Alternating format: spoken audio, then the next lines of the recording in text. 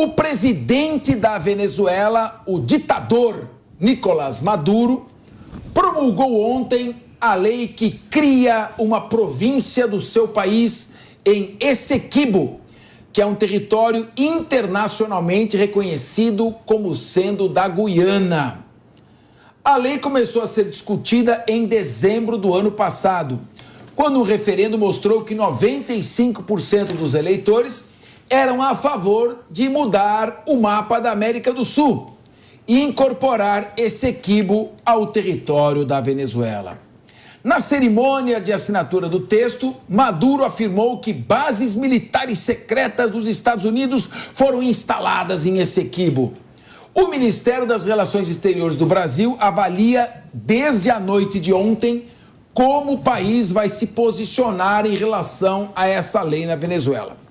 O Itamaraty avalia que o Brasil não pode adotar o silêncio nesse caso, o que nos colocará provavelmente em rota de colisão com a Venezuela novamente. Já o chanceler Celso Amorim disse em entrevista ao Globo que o gesto de Maduro é simbólico. Abre aspas. Falando isso, o chanceler Celso Amorim. Obviamente tem seu peso, mas vou arriscar uma opinião de que isso tem a ver com a política interna, não me diga. É simbólico, pode ter algum efeito, mas não creio que vá haver alguma consequência grave, fecha aspas. Muito bem. Tá óbvio que é um ato politiqueiro que visa simplesmente a eleição que irá se realizar no dia 28 de julho na Venezuela, uma eleição fake, em que não há adversários, em que Maduro vai disputar sozinho. Esse regime ditatorial, bolivariano, marxista de Hugo Chávez começou em 1999. Ele ficou doente em 2012, o Maduro assumiu interinamente, depois tomou o poder em 2013 e não larga mais o osso. A economia da Venezuela está em frangalhos, houve uma perda média de 20 quilos da população por deficiência nutricional e ele não abre espaço para a oposição. Uma, ele tornou inelegível por questões absolutamente discutíveis, já que ele controla o sistema judiciário do país. O outro, o Guaidó, fugiu para Miami. E a outra, quando ele ia fazer a inscrição, a Corina, ia fazer a sua inscrição eletronicamente, deu um bug justamente no computador dela e ela não conseguiu se inscrever. Agora, ele convocou em 3 de dezembro do ano passado um referendo. Vamos ficar com esse Essequibo? 95% das pessoas que votaram disseram que a Venezuela tem que incorporar a província de Essequibo. Essequibo fica na vizinha Guiana, à margem oeste do rio Essequibo, mais ou menos é do tamanho do estado do Ceará, corresponde a 70% do território da Guiana, e em 1814, o Reino Unido comprou esse território e, por meio de um tratado com a Holanda, incorporou a Guiana. Em 1899, uma sentença arbitral em Paris atribuiu esse território para a Guiana. Em 1966, foi reconhecido o direito da Venezuela de reivindicar e debater, não de incorporar. Essa é uma questão que diz respeito diretamente ao Brasil, porque caso Maduro, ninguém acredita nisso, ele é um falastrão, resolva tomar por força a província agora a província venezuelana de Essequibo, ele vai ter que atravessar o estado de Roraima. Não há outra maneira de penetrar com suas forças militares na Guiana, a não ser passando pelo território brasileiro. Vamos lembrar que na Guerra do Paraguai, Solano Lopes atravessou o território argentino para chegar até o Rio Grande do Sul, provocando o ingresso da Argentina na Tríplice Aliança. Vamos então debater este tema. Diego Tavares, mais demagogia barata de Nicolás Maduro ou será que a coisa pode esquentar? Professor Capês, primeiro só vou te avisar que o Bernardinho está pesquisando essas datas que você citou aqui, tá? Para saber se essas informações são corretas mesmo. Eu tenho certeza que são, afinal, o senhor estuda muito esses temas, enfim. Então vamos repeti-las. 1899, a sentença arbitral de Paris atribuiu o território de Essequibo à Guiana. Em 1814, num tratado Inglaterra e Holanda, esse Essequibo foi comprado e incorporado ao território da Guiana, que declarou sua independência em relação à Venezuela.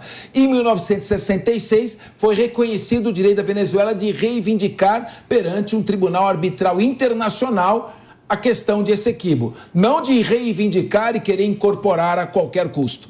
E, já que você me provocou, Estados Unidos pode instalar, sim, bases militares na região.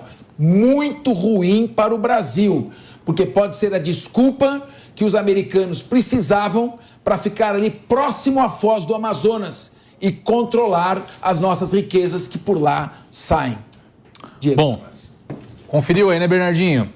Bom, Capês, essa lei promulgada pelo Maduro, ela tem tanta eficácia quanto uma lei que ele promulgasse dizendo que a Venezuela é uma democracia. Só existe uma forma de você conquistar de fato um território de um país vizinho e estabelecer ali uma província. Aliás, duas formas. Uma é através de um acordo, que é muito difícil de acontecer, e a outra é através da guerra. Então, eu concordo completamente com o senhor quando o senhor diz que isso é um ato politiqueiro, é um ato de campanha. É um ato para tentar fortalecer Maduro, que nem precisaria ser fortalecido, porque escolheu os seus adversários nas eleições que se avizinham na Venezuela. Vai ganhar as eleições por WO. Chamou o sistema eleitoral venezuelano do mais confiável do mundo. É claro que é confiável, é tão confiável que a gente já sabe hoje o resultado sem as eleições acontecerem. Então, de fato, é um ato que tem cunho eminentemente político, não tem qualquer eficácia prática, mas, claro, coloca todo mundo em alerta, coloca todo mundo em atenção, porque, afinal de contas, como o senhor disse aqui também, para manter esse discurso de conflito com a Guiana, Maduro, inevitavelmente, precisa passar pelo território brasileiro. Então, eu recomendaria ao nosso Itamaraty, que já começou a reconhecer a situação venezuelana como uma situação preocupante, que colocasse também um ponto de atenção em relação a esse conflito que, diferente dos outros conflitos dos quais nós temos opinado, está aqui do lado do quintal de casa.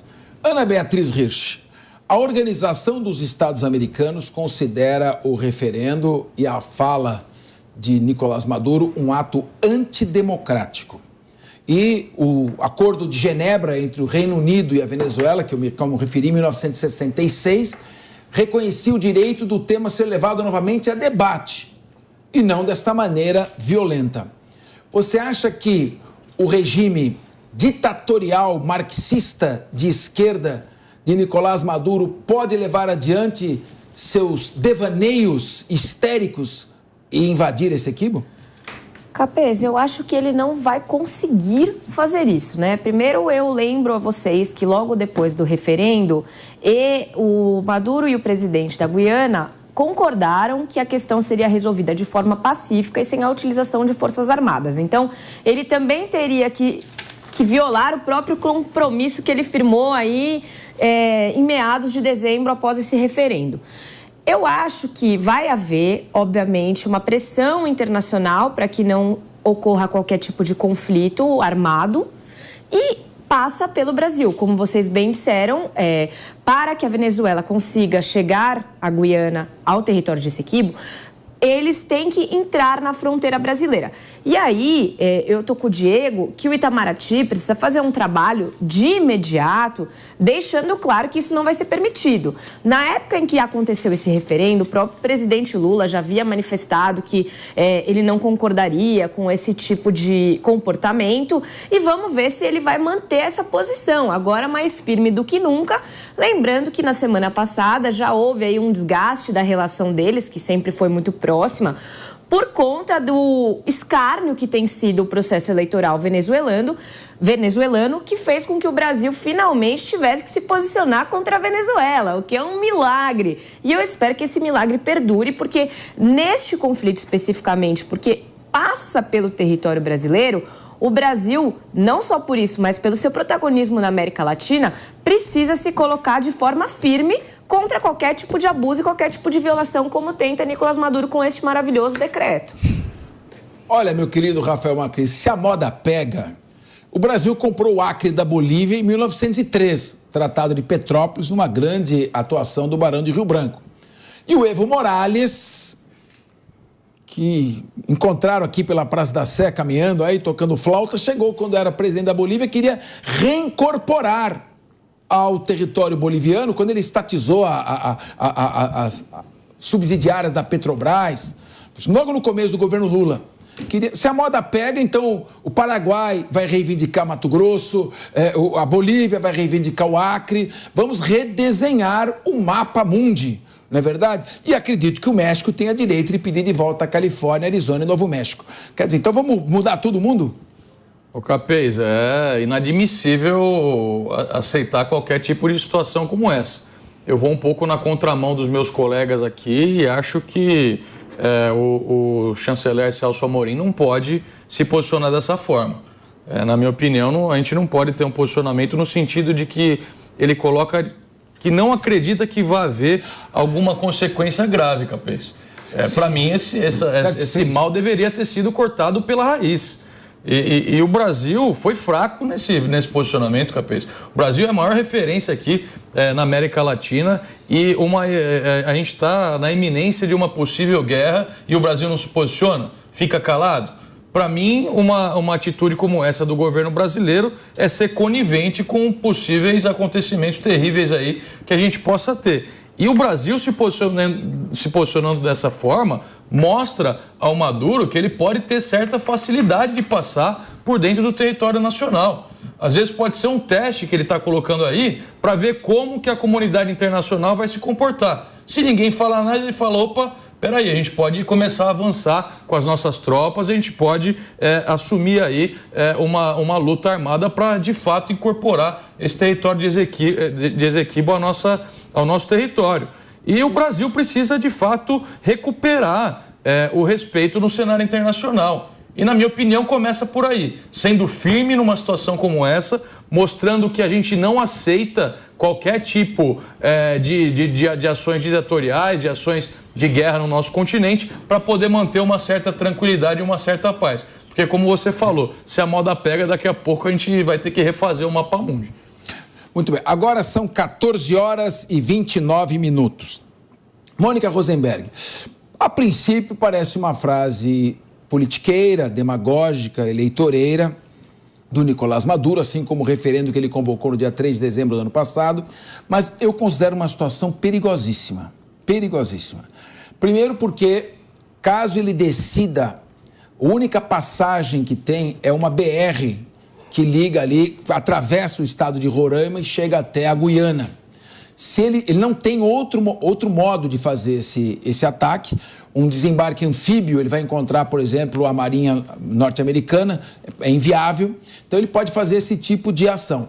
E eu não acredito que se ele o fizer, aliás, eu quero convidar você para ler o artigo que eu escrevi hoje, com Robson Farinazzo sobre os desdobramentos do ataque terrorista em Moscou. Já está publicado, está na internet, está no Conjur e no site Velho General, que analisamos quem está por trás do atentado terrorista. Depois você dá uma olhada, tá?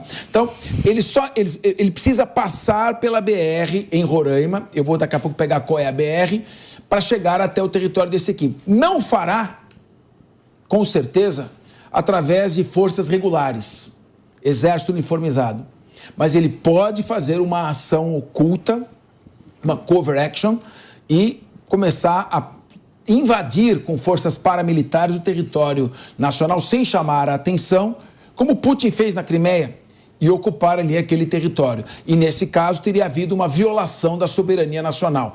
É um momento perigoso. Repito, não haverá, a meu ver, uma invasão do exército venezuelano, mas forças não uniformizadas, soldados, grupos paramilitares podem cruzar o território nacional em direção à Guiana. E isso eu considero de alto risco. Com certeza.